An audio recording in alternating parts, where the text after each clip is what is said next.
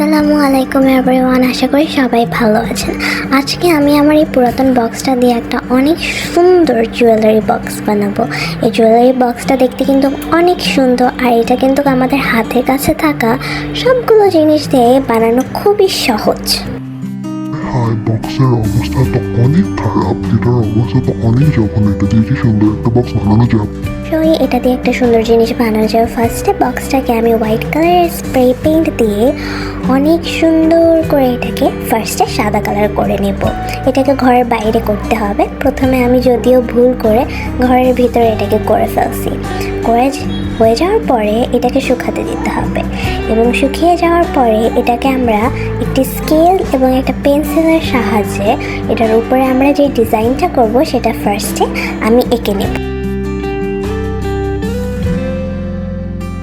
Pencil দিয়ে এঁকে নেওয়ার পরে আমি আমার পছন্দ মতো একটা ব্রাউন কালারের মার্কার দিয়ে আমি এগুলোকে আবার আউটলাইন করব। কিছু জায়গায় আমি একটা করে লাইন দিব, আবার কিছু কিছু জায়গায় আমি দুইটা করে লাইন দিব, এবং কিছু কিছু জায়গায় আমি লাইনটাকে একটু মোটা করে নেব, যাতে আমার পছন্দ অনুযায়ী যে ডিজাইনটা পাই সেটা আমি যেন করে ফেলতে পারি।